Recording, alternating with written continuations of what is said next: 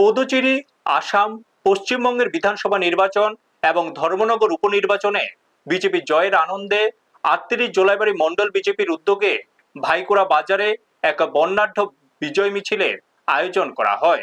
মিছিলটি ভাইকোড়া বিজেপি কার্যালয় থেকে শুরু হয়ে বাজারের বিভিন্ন পথ পরিক্রমা করে পুনরায় দলীয় কার্যালয় সংলগ্ন এলাকায় এসে শেষ হয়। মিছিলে দলীয় কর্মী সমর্থকদের ব্যাপক উপস্থিতি লক্ষ্য করা যায়।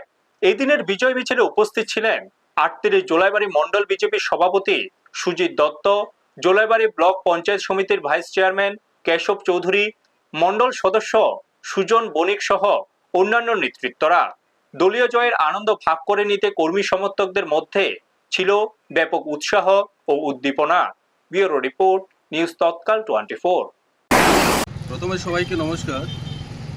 আজকে ভারতীয় জনতা পার্টি ৩৮ জোলাইবাড়ি মণ্ডলের উদ্যোগে আমরা ভাইকোড়া বাজারে একটা বিজয় মিছিল আমরা অনুষ্ঠিত করেছি।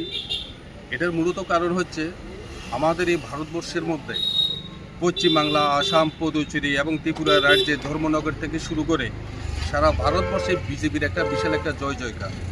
ওই জয় জয়কারের ফলে আজকে আমরা ভাইকোড়া বাজারে একটা বিশাল একটা বিজয় মিছিল আমরা সমাবেশ করেছি। আজকের এই বিজয় মিছিলে এখানে উপস্থিত আমাদের মাননীয় মণ্ডল সভাপতি সুজিত দত্ত, এখানে উপস্থিত আছেন চরকবাই পঞ্চায়েতের উপপ্রধান নারায়ণ সিং সমেত, এখানে অনেক যুব মোর্চার কার্যকর্তা এবং মণ্ডল স্তরের নেতৃত্বরা এখানে উপস্থিত আছেন।